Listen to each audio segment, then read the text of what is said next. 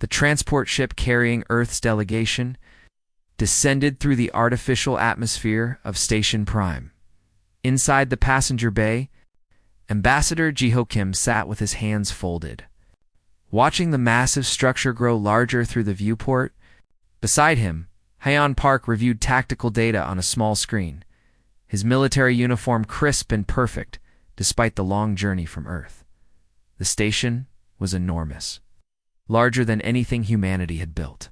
It hung in orbit above Proxima Centauri like a small moon, its surface covered in landing bays and communication towers. Ships from 100 different species came and went, each one strange and alien to human eyes. Some looked like living creatures. Others seemed to be made of pure light or crystal. Humanity's transport was plain metal and simple design, almost embarrassing next to the exotic vessels surrounding it. Jiho had prepared for this moment for 6 months. He carried documents proving humanity's achievements since first contact with the galactic community. New technologies, peaceful settlements on 12 worlds, trade agreements, cultural exchanges, everything the Council required for full membership, everything they needed to be treated as equals. The docking clamps engaged with a heavy thud. Hyun closed his datapad and stood, adjusting his uniform one final time. He caught Jiho's eye and gave a small nod. Whatever happened in the next few hours would determine humanity's place in the galaxy for generations to come. They walked through the station's corridors in silence. The architecture was designed for species far different from humans. Some passages were too tall, others too wide. The gravity felt slightly off, making each step require conscious adjustment. Alien beings passed them without acknowledgement, going about their business with the casual indifference of those who belonged. The council chambers were at the station's center, a massive spherical room where representatives from every major species gathered. Jiho and Han entered through doors that seemed designed to make visitors feel small. The chamber stretched in all directions, with seating arranged in concentric circles rising toward the ceiling. At the center floated a platform where petitioners stood to address the assembly. Hundreds of aliens filled the seats. Jiho recognized many species from his studies. The Vrin, insect-like beings with multiple legs and compound eyes that glittered in the chamber's light. The Talrith, crystalline entities that chimed softly when they moved. The Nefera, floating clouds of gas contained in translucent environmental suits. Dozens of others he had only read about in reports. A Vrin descended from the upper seats, moving with mechanical precision down to the speaker's position. This was Aikchar, the council's current speaker. His voice came through the translation system as clicks and whistles transformed into words. The council recognizes Earth's petition for full membership. Ambassador Jiho Kim, you may present your species case. Jiho stepped onto the central platform. The floor beneath him began to rise, lifting him up so all could see. He activated his datapad, and the chamber's holographic systems came to life. Displaying humanity's accomplishments in glowing detail, he spoke clearly and calmly. Walking the council through each achievement, humanity had mastered fusion power within 3 years of first contact. They had established colonies on 12 worlds, without displacing native ecosystems. Human medical technology had saved thousands of alien lives during the Nefera plague of 2247. Human artists and musicians had contributed to the galactic cultural database. Human engineers had helped repair the damaged trade route through the Andromeda Passage, as Jiho spoke. He noticed the sound growing in the chamber. It started small, just a few chirps and whistles from the Vrin section. Then the Talrith began their resonant humming. The Nefera released bursts of colored gas that their species used for laughter. Within minutes, the entire chamber filled with the sounds of mockery. Iktra allowed it to continue for nearly a minute before calling for silence. The noise faded slowly, reluctantly, like the chamber itself was disappointed to stop. Your achievements are noted, Aikchar said, his tone making it clear how little he thought of them. But the council must consider what makes a species worthy of full membership. Tell us, Ambassador, what natural advantages does humanity possess? Jiho had expected this question. We don't have natural advantages in the way other species do. We have adaptability. We have determination. You have soft bodies, a Vryn representative called out, chittering with amusement. You break easily. Your bones shatter. Your skin tears. You have no hive mind, another added. Each human thinks only for itself. You lack true coordination. A Talrith's voice resonated through the chamber. Your technology is derivative. Everything you build, you learn from us. You create nothing original. The mockery grew again, louder this time. Representatives from species Jiho had never heard of joined in, each one adding their own criticism. Humans were too slow, too weak, too short-lived, too individualistic, too emotional, too fragile. Hion's jaw tightened, but he remained still. His military training had prepared him for this. Jiho continued to stand on the platform, waiting for the noise to subside. Finally, Ikchar raised one of his front legs, calling for order once more. The Council has reviewed your petition, Ambassador. We find humanity lacking. You have no place among the great species of the galaxy, not as equals. However, he continued, we recognize that your species has shown some small promise. Therefore, we grant Earth's provisional status as a protectorate. You will be protected under Council law, but you are forbidden from independent military action. You may not establish armed forces beyond system defense. You may not engage in warfare without Council approval. These restrictions will remain in place until such time as humanity proves itself worthy of reconsideration. Jiho felt the words like physical blows. A protectorate. A child species. Protected, but powerless. Do you accept these terms? Ikchar asked. For a moment, Jiho considered rejecting them. Humanity could walk away, return to their own space, develop on their own. But that would mean isolation. No access to Council trade routes. No protection under galactic law. No chance to learn and grow alongside the established powers. Earth accepts, Jiho said quietly. The Council dismissed them without ceremony. Jiho and Haon walked back through the station's corridors in silence. Around them, aliens continued their business. Unaware and uncaring that humanity had just been reduced to second-class status as they boarded their transport, Jan finally spoke. They think we're weak.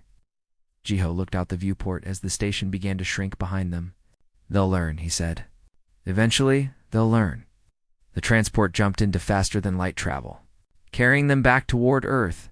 Behind them, the Council returned to their debates and politics, already forgetting about the soft, weak humans who had dared to ask for equality. None of them knew that in 3 months, everything would change. The first warning came from a mining outpost on the edge of Council space. A garbled transmission, mostly static, with screaming in the background. The station's automated systems sent distress signals for 47 seconds before going silent. The Council dispatched a Vryn patrol to investigate. The patrol ship never returned. 3 days later, the colony world of Vryn Prime sent its own distress call. This transmission was clearer, more detailed, and infinitely more terrifying. The planet's defense coordinator spoke in rapid clicks and whistles, describing creatures that came from dark space. Millions of them, maybe billions. They moved like a wave, consuming everything in their path. The transmission showed video footage from the planet's surface. Cities that had stood for thousands of years disappeared beneath a living carpet of alien bodies. The creatures were unlike anything in Council records. They had 6 legs, armored carapaces, and mandibles that could tear through Vryn, exoskeletons like paper. They adapted as they fought, their bodies changing to counter whatever weapons were used against them. The Vryn military threw everything at the invaders. Plasma cannons, kinetic weapons, chemical agents, nuclear devices. For every 1,000 creatures they killed, 10,000 more emerged from the landing ships that covered the sky. The transmission ended with the defense coordinator's final words, "Tell the Council. They're called the Kraviks, and they're coming for everyone." The Council convened an emergency session. Representatives who had spent decades debating trade policies and territory disputes now faced an existential threat. Intelligence officers presented what little they knew about the Kraviks. They appeared to be a swarm species operating with a collective intelligence that coordinated millions of individual units. They consumed both biological matter and mineral resources, processing everything into more Kravix warriors and ships. Most terrifying was their adaptability. Genetic analysis from the few samples recovered showed that Kravix could evolve new traits in hours, not generations. If you used fire against them, the next wave would have heat-resistant armor. If you used acid, they would develop chemical immunity. They were the perfect predator, designed to overcome any defense. Within 2 weeks, 12 Council worlds went dark. The Talrith tried to make a stand at their Forge world, where they crafted their crystalline ships and weapons. The Kravix overwhelmed them through sheer numbers, shattering the ancient crystal structures and consuming the mineral-rich Talrith bodies. The entire species lost half its population in 3 days. The Nefera fled their gas giant homes, abandoning millennia of civilization. They watched from orbit as the Kravix descended into the atmospheric layers where Nefera had lived, feeding on the complex chemical reactions that sustain the gas clouds. Entire cities of floating platforms fell into the depths, their inhabitants scattered across space as refugees. Every species tried to fight. Every species failed. The Council's combined fleets, which had maintained peace in the galaxy for 10,000 years, shattered against the Kravix swarm. Ships that had never seen combat found themselves surrounded by bio-vessels that latched onto their hulls and tore them apart from the outside. Crews that had trained for ceremonial formations died screaming as Kravix warriors boarded their ships. The Council reconvened on the Celestial Bastion, their last major fortress. It hung in deep space, far from any planet or trade route. The theory was that the Kravix, being resource-driven, would ignore such a strategically insignificant location, but everyone knew it was just a temporary refuge. Iktar stood before the assembly looking smaller somehow. The speaker who had mocked humanity 3 months ago now carried the weight of his species' near extinction. Half the seats in the chamber were empty, either because those species were already gone or because their representatives were, leading desperate evacuation efforts. The projections showed on the holographic displays. At current rates, the Kravix would reach the core worlds in 6 weeks. The Council had maybe 40% of their fleet strength remaining, scattered across 100 systems. They had no effective counter to the Kravix's adaptive evolution. They had no way to stop the advance. A Talrith representative, one of the few survivors from the Forge world, resonated a question through the chamber. What about the humans? Silence fell. Several representatives made sounds of dismissal. The soft, weak humans, the species they had granted protectorate status because they were too primitive to defend themselves? But Iktar remembered Haon Park's eyes during that hearing. The human military officer had watched the Council's mockery without expression, without reaction. At the time, X-Ray had thought it was because the human knew his species was inferior. Now he wondered if it had been something else. Send a message to Earth, Iktar said. Request military assistance. The chamber erupted in debate. Some representatives argued it was pointless. Others claimed it was humiliating. A few suggested that even if the humans agreed to help, their primitive weapons and weak bodies would make no difference. Ixir silenced them all. We are dying. Pride is a luxury we can no longer afford. Send the message. The transmission reached Earth 2 days later. Jiho received it in his office at the United Nations headquarters in New Geneva. He read it 3 times, then called Hin. The military officer arrived within the hour. He read the message once, then pulled up tactical data on his datapad.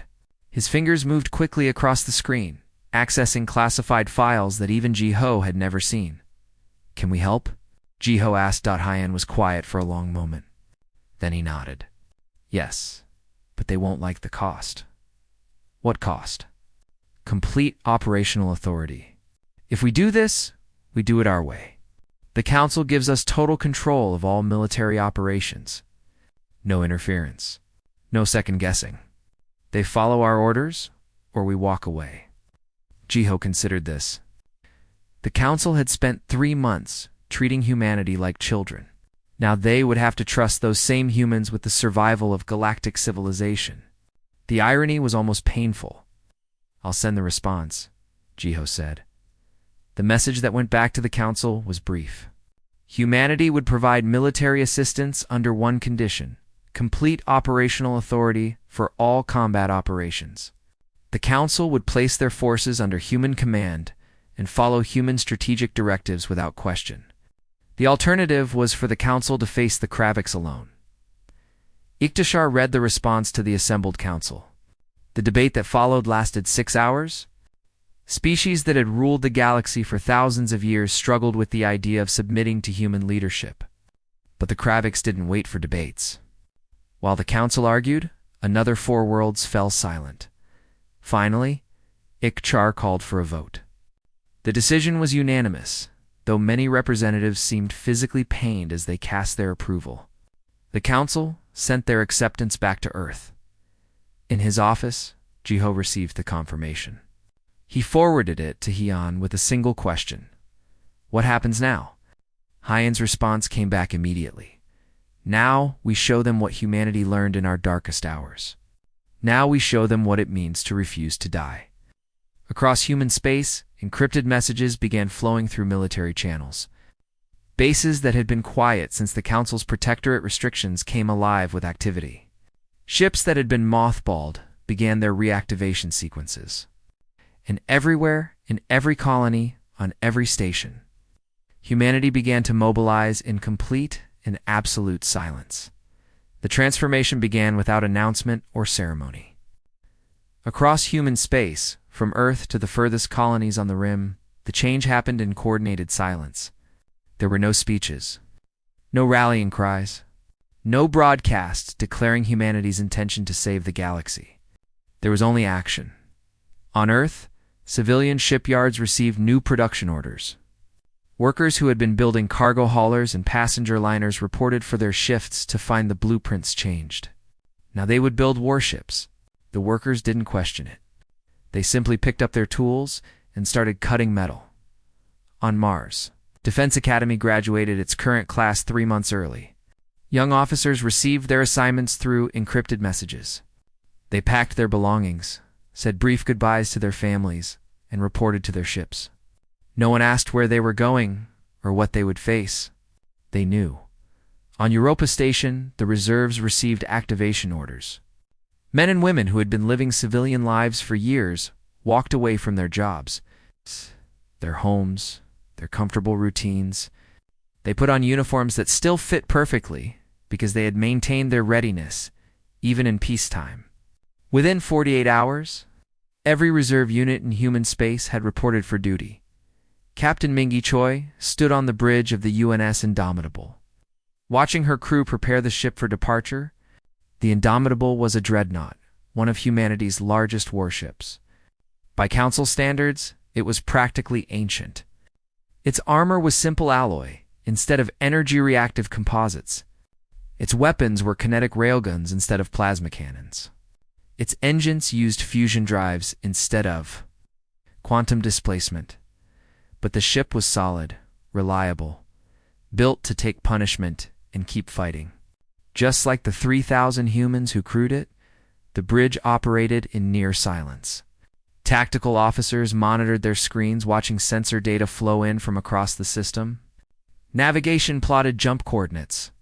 Engineering ran diagnostics on every system. No one spoke unless they had something essential to communicate.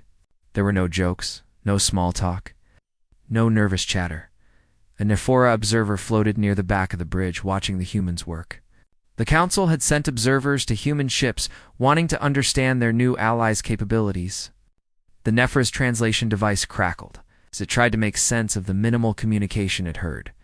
Salman Lee sat at the tactical station, her hands moving across the controls with practiced efficiency. The Nephora drifted closer, its gaseous form swirling with patterns that indicated curiosity. "Why so quiet?" the Nephora asked through its translator. "Do humans not speak before battle? Do you not encourage each other? Share fears. Build morale." Salman glanced at the observer, then back to her screens. "We endure," she said simply. "Nothing more." The Nephora waited for elaboration that never came. It drifted away, confused and somehow unsettled by the answer. Throughout the ship, similar scenes played out. Marines checked their armor in the deployment bays, testing every seal and connection. They worked in pairs, inspecting each other's equipment with thorough attention to detail. No one spoke beyond the essential confirmations. Seal, good. Weapon charged, ready. In the engine room, crews monitored the fusion reactors that powered the ship. The massive machines hummed with barely contained energy. Engineers walked between them, checking readouts and adjusting flows. When they found problems, they fixed them efficiently and moved on. No complaints. No frustration. Just work. The medical bay prepared for casualties. Doctors and nurses organized supplies, set up operating theaters, and reviewed triage protocols. They knew people would die. They knew they would be working in desperate conditions, trying to save lives while the ship shook around them. They prepared for it with calm professionalism. At Rally Point Sigma, the human fleet gathered. 200 dreadnoughts, like the Indomitable. 500 cruisers. 3,000 destroyers. Countless support vessels carrying supplies, ammunition, and replacement parts. It was the largest military force humanity had ever assembled. The ships arrived in perfect formation, taking their assigned positions without need for adjustment or correction. Each captain knew exactly where to be. Each crew knew exactly what to do. Admiral Taiyang Sung commanded the fleet from the Yuns Resolute. He was 60 years old, a veteran of the colony wars that had tested humanity before first contact. He had fought pirates in the asteroid belts. He had defended settlements from raiders. He had commanded ships in battles where one mistake meant everyone died. Now he stood in his command center, surrounded by holographic displays showing every ship in the fleet. Staff officers worked at their stations, feeding him information and waiting for orders. The room was quiet except for the soft sounds of equipment and the occasional brief report. Taiyang studied the tactical situation. The Kravix had been tracked to the Arcturus Gate, a strategic nexus point that connected dozens of major trade routes. Intelligence estimated 12 million Kravix warriors in the system, supported by hundreds of bioships. They were using it as a staging ground for their assault on the core worlds. If humanity could take Arcturus Gate, they could cut the Kravix advance in half. If they failed, the swarm would continue unimpeded. Taiyang accessed the fleet-wide communication system. His transmission would reach every ship, every crew member, everyone who would fight in the coming battle. He could give a speech. He could try to inspire them. He could explain what was at stake. Instead, he spoke for 47 seconds. Objective: Arcturus Gate. Mission: eliminate Kravix presence. Rules of engagement: total warfare. No retreat. Hold position until relieved or eliminated. Jump in 30 minutes. Taiyang out. That was all. No inspirational words. No grand strategy explained. Just the objective, the mission, the expectation that everyone would do their duty. Across the fleet, crews received the message and made their final preparations. In the Indomitable's Marine Bay, Sergeant Dayon Ko checked his rifle one last time. Around him, his company did the same. They were combat veterans. Men and women who had trained for years for this moment. Dayon thought about his family back on Earth. His wife. His 2 children? He had said goodbye to them 3 days ago. The conversation had been brief, just like everything else. They knew he might not come back. He knew they would be proud of him regardless. He pushed the thoughts aside and focused on his breathing. In through the nose. Out through the mouth, calm and steady. Fear was natural. Panic was deadly. He had learned that lesson long ago. The countdown reached 0. Across the fleet, jump drives activated simultaneously. Space twisted as thousands of ships disappeared from Rally Point. Sigma and reappeared at Arcturus Gate. The Kravix were waiting. Warning alarms sounded across the Indomitable's bridge as sensors detected the swarm. Millions of contact points appeared on the tactical displays. The Kravix bioships were massive, organic vessels that looked like they were grown rather than built. Smaller attack craft swarmed around them like insects. Mingi Choi watched the displays with calm focus. Beside her, Salmon Lee began coordinating targeting solutions with the other tactical officers across the fleet. The Nefera observer gasped, its gaseous form flickering with colors that indicated shock and fear. "So many," the Nefera whispered.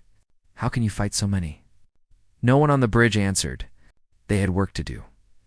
Taiyang's voice came through the command channel, calm and measured. "All ships. Execute Formation Delta.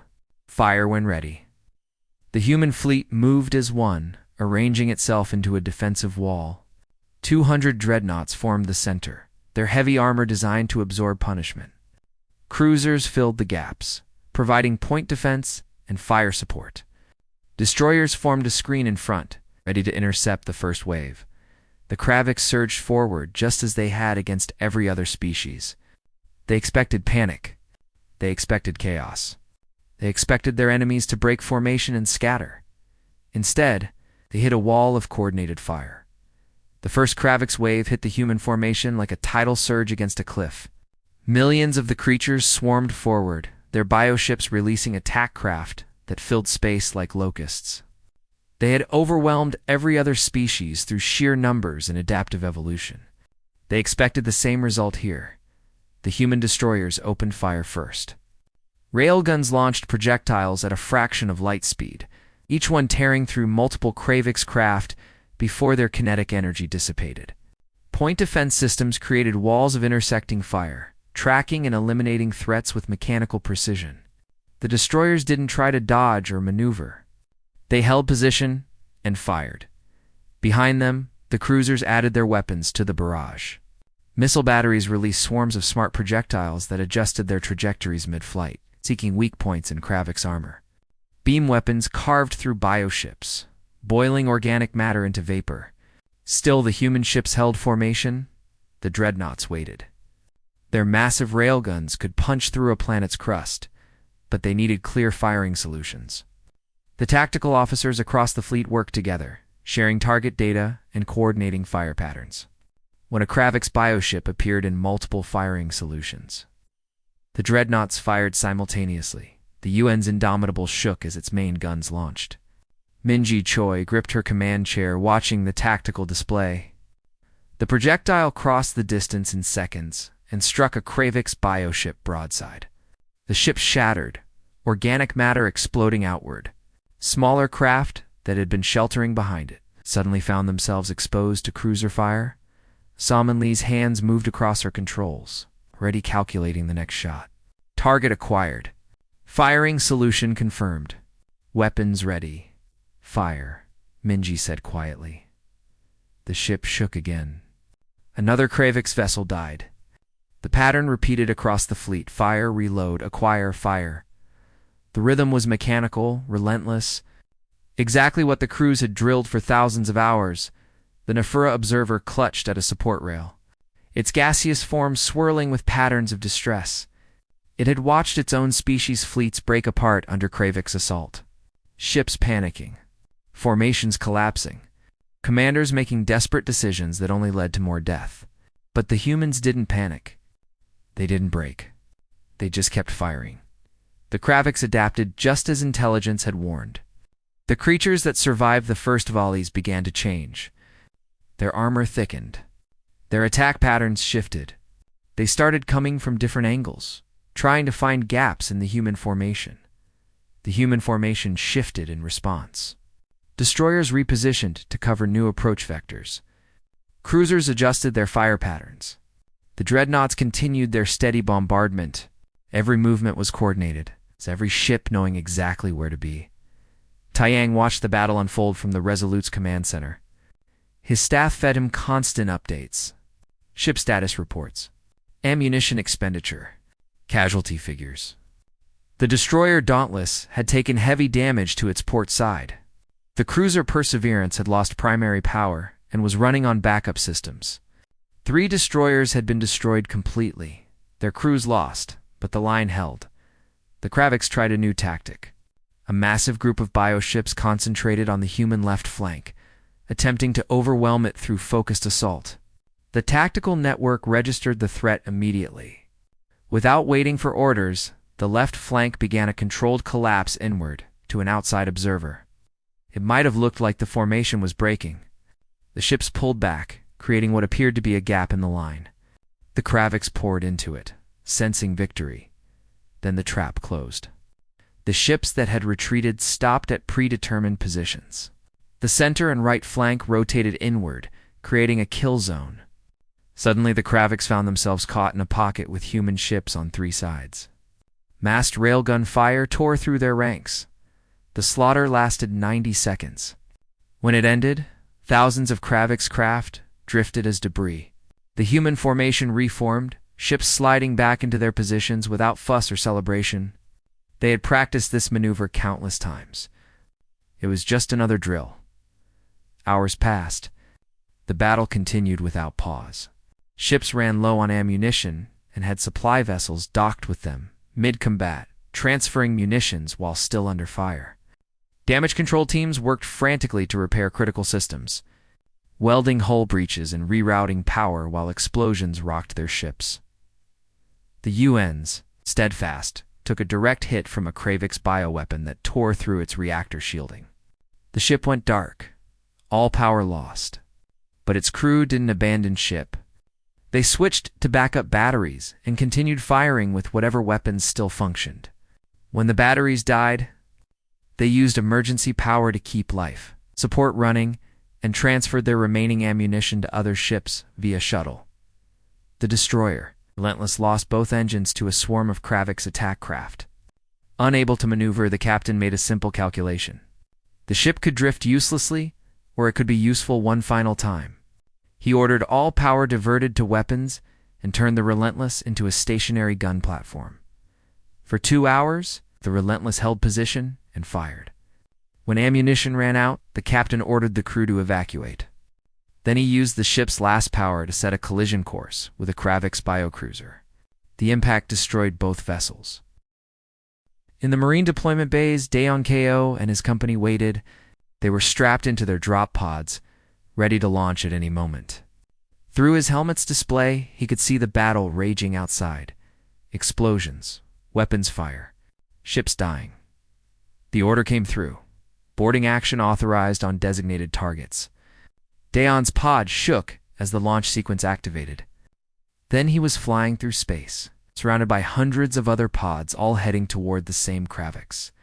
Biodash ship. The pod's exterior heated up as it punched through the bioship's outer membrane.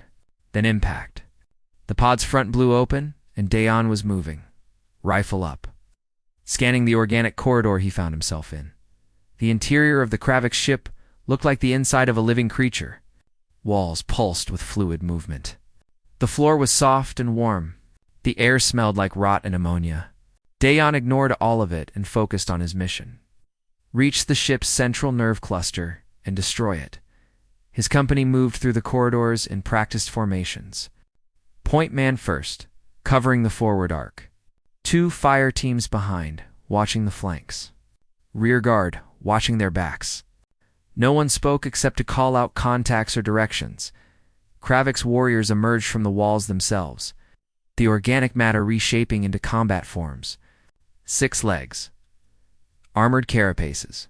Mandibles that could snap a human in half. They came fast and aggressive, exactly as the briefings had described. The Marines responded with controlled bursts of fire. High-velocity rounds punched through Kravix armor. When the creatures adapted and grew thicker plating, the Marines switched to armor-piercing rounds. When the Kravix started dodging, Marines adjusted their fire patterns to predicted positions. Dayon led his squad deeper into the ship. They passed other Marine units heading to different objectives. No one stopped to chat or coordinate beyond brief hand signals. Everyone knew the plan. Everyone did their part. The Kravix grew more aggressive as the Marines approached critical systems. The organic corridors began to close in, trying to trap the intruders. Dayon's demo specialists placed charges on the walls and blew new passages. The ship's immune response sent waves of smaller Kravix creatures. The Marines burned them with flamers. They reached the nerve cluster after 40 minutes of fighting. It was a massive organic structure, pulsing with bioluminescent light. Dayon could feel the vibrations through his boots. as the thing processed information and coordinated the ship's functions. His demo specialist placed the charges while the rest of the company formed a perimeter. Kravik's warriors threw themselves at the Marines in suicidal waves, trying to protect their ship's brain. The Marines held them off with interlocking fields of fire. The charges detonated. The nerve cluster exploded in a spray of organic matter. The entire ship shuddered. Daeon's helmet display showed new orders. Evacuate immediately. The company ran back through the corridors they had fought through. Racing against the ship's death spasms, the walls convulsed. The floor buckled. Kravik's warriors, no longer coordinated by the central cluster, attacked randomly. They reached the extraction point with 30 seconds to spare. The dropship's bay door was already open, the pilot holding position despite the ship's violent movements. The Marines piled in, and the ship pulled away just as the bioship began to tear itself apart. Back in space, the battle raged on. 16 hours had passed since the human fleet arrived. The Kraviks had thrown everything at them.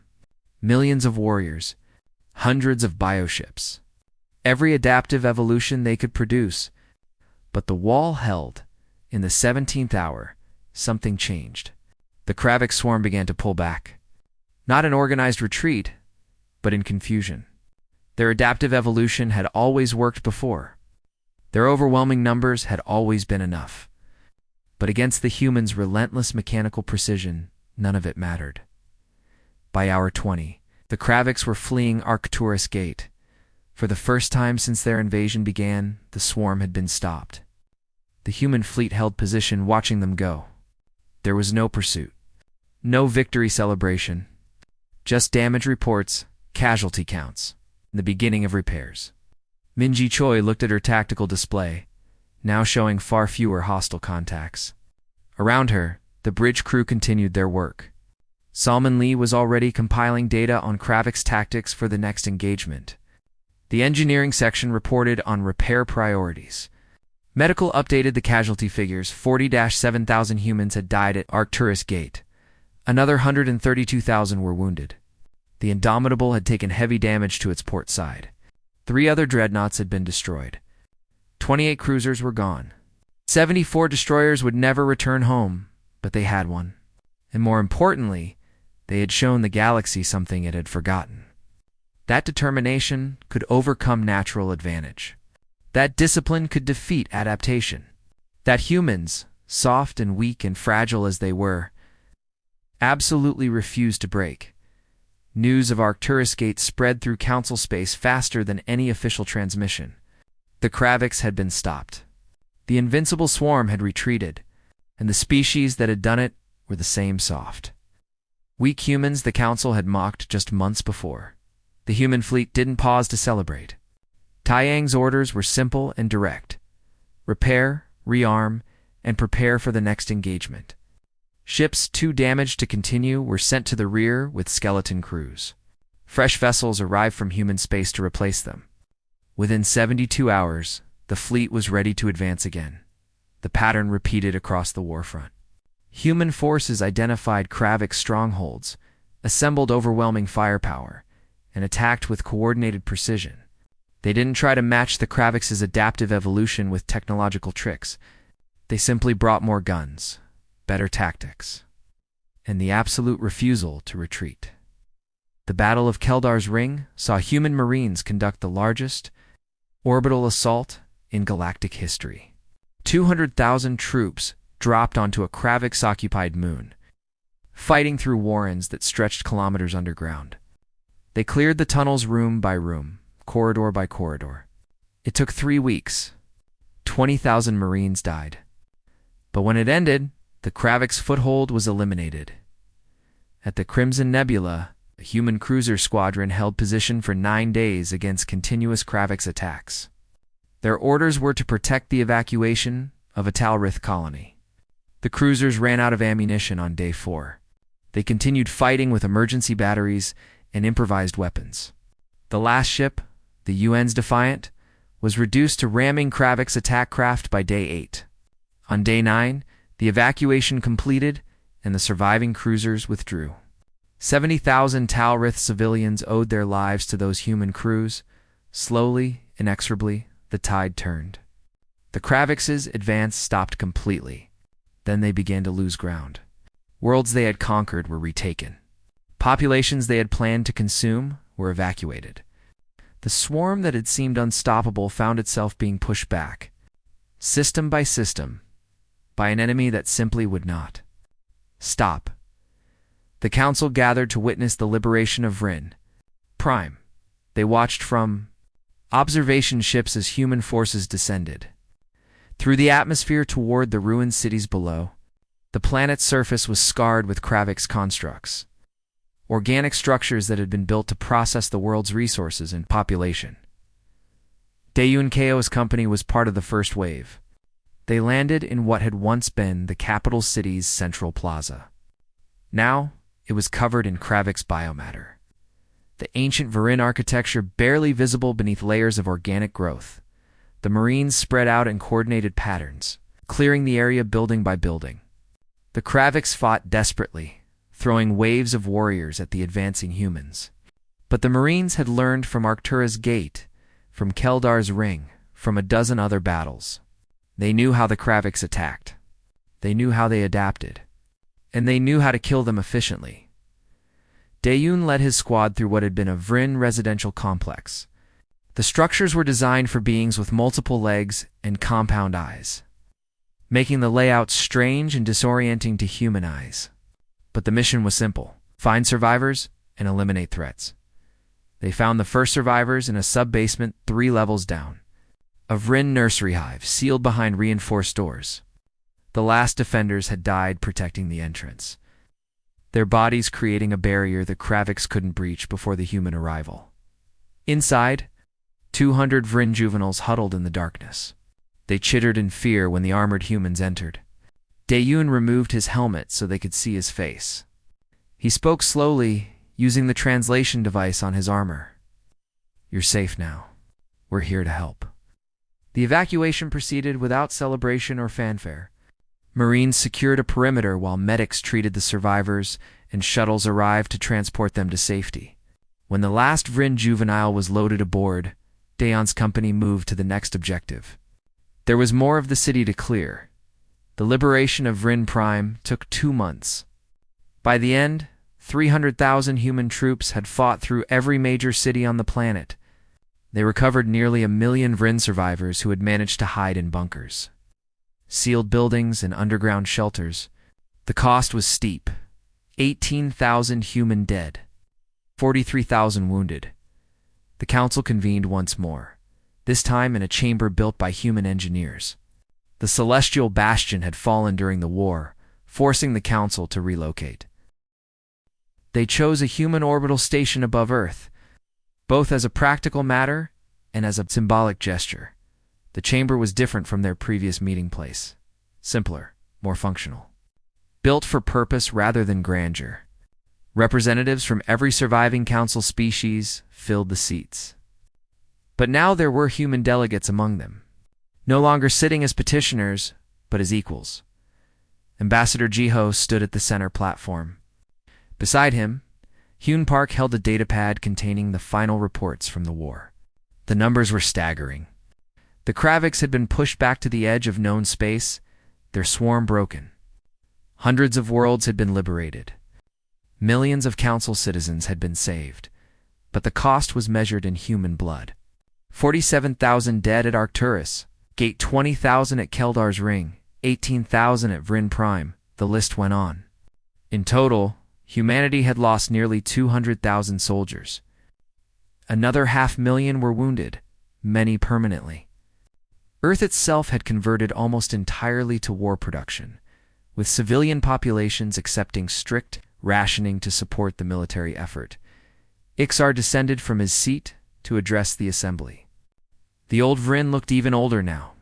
Having witnessed the near destruction of his species and their salvation by the beings he had once mocked, the council has gathered to formally recognize humanity's contributions, he began, his voice translating clearly through the chamber's systems. You have saved us, all of us. Species that have existed for thousands of years owe their continued existence to your sacrifice. He paused, struggling with what came next. But I must ask, On behalf of this council, a question that troubles us all. Why? Why did you fight so hard for species that had mocked you? Why did you sacrifice so much for beings that had called you weak and primitive? Why did you endure such losses for our sake? The chamber fell silent. Every representative wanted to hear the answer. Even the humans in attendance, the young officers and delegates who had fought and bled, seemed curious how their leaders would explain it. Ian Park stepped forward. He had been the quiet one at that first hearing. The military officer who had watched the council's mockery without reaction. Now he stood before them, wearing a uniform decorated with medals earned through blood and sacrifice. "You asked what makes humanity worthy," he said, his voice calm and measured. "At our first meeting, you wanted to know what natural advantages we possess. The answer is none. We have no exoskeletons, no hive minds, no plasma generation. We're exactly as weak as you said we were." He paused, looking around the chamber. But weakness isn't the same as being defeated. Humanity learned something during our evolution that many species never have to face. We learned that survival isn't about being strong. It's about refusing to accept defeat even when defeat seems inevitable. Hayan activated his datapad, and the chamber's holographic systems came alive with images. Ancient Earth history. Humans huddled in caves during ice ages. Early cities destroyed by natural disasters. Wars that killed millions. Plagues that wiped out entire populations. Failed colonies in space. First contact incidents that went horribly wrong. It's been dying since we first evolved, Hayan continued. The universe has been trying to kill us for hundreds of thousands of years. It threw ice ages at us, so we learned to make fire. It threw predators at us, so we learned to make weapons. It threw disease at us, so we learned medicine. Every single time the universe said we should die, we refused. The images shifted to the recent war. Human ships taking damage but holding position. Marines advancing under fire. Crews working in burning compartments to keep their ships fighting. Medics treating wounded while battles raged around them. "The silence you found so disturbing," Hayan said. "That's what focus looks like. When you've stared at death so many times that fear becomes just another thing to manage, you stop wasting energy on panic. You do what needs to be done because the alternative is unacceptable." He turned back to Ikchar. "You asked why we fought for you? The answer is simple. Because someone had to. Because we've been the weak ones before, struggling to survive while stronger beings ignored us or mocked us. Because we know what it feels like to be helpless. And because we decided long ago that we would never watch others suffer that fate if we had the power to prevent it." Chamber remained silent. Several representatives made gestures of acknowledgement or respect in their various speciesed ways. The Nefera observer from the Indomitable released clouds of colored gas that indicated understanding, mixed with shame. IKT single quotes Char bowed, a gesture of deep respect in Vrin culture. The Council grants humanity full membership with unanimous consent. But more than that, we request your guidance. Our military academies wish to learn from you. Our strategic councils wish to include human advisors. Our defense forces wish to train alongside yours. Jiho looked at Hayan, who gave a small nod. "Earth accepts," Jiho said. "But understand this. We won't make you into copies of humanity. Every species has its own strengths. We'll teach you what we know, but you must find your own path to resilience." The council session concluded with formal ceremonies and treaties. Representatives approached the human delegates to offer thanks and request assistance. Plans were made for joint training programs, technology sharing, and mutual defense pacts. But as the politicians talked and the bureaucrats drafted agreements, Mingi Choi was already back aboard the Indomitable. Her crew had the ship repaired and ready for departure. New orders had come through. The Kravix were regrouping at the edge of the galaxy, preparing for another offensive. Salman Lee looked up from her tactical station. "Captain, should we inform the crew about the Council's decision? About humanity's new status?" Minji considered for a moment, then shook her head. "They already know what matters. We have work to do." Throughout the ship, 3,000 humans prepared for the next mission. In the Marine Bay, Dayon Ko inspected his squad's equipment. In engineering, crews ran diagnostics. In medical, doctors organized supplies. No one discussed the honors or recognition. No one celebrated their species' elevation to full council status. The Indomitable's engines powered up. Around it, the rest of the human fleet did the same. They had been granted a brief rest, time enough to repair and rearm. Now, they would return to the war, because that's what humans did. When the universe needed someone to stand between civilization and chaos, humanity walked forth. Not because they were strong or special, not because they expected glory or gratitude, but because someone had to stand, and they had learned long ago how to refuse to fall. In the silence of their ships and the quiet of their determination, humanity carried forward. Not as the weak species the Council had mocked, but as the ones who had shown the galaxy what true strength looked like. The strength to endure. The strength to sacrifice. The strength to fight for others even when the cost was terrible. The Indomitable jumped into faster-than-light travel, disappearing from Earth orbit. Behind it, the rest of the fleet followed, and across human space, more ships prepared to join them. Because the war wasn't over. The Kravik still threatened, and humanity would keep fighting until the threat was gone. Not with speeches or celebration. Not with pride or arrogance, but with the same quiet determination that had carried their species through every trial the universe had ever thrown at them, in complete and absolute silence. Humanity walked forth once more into the darkness.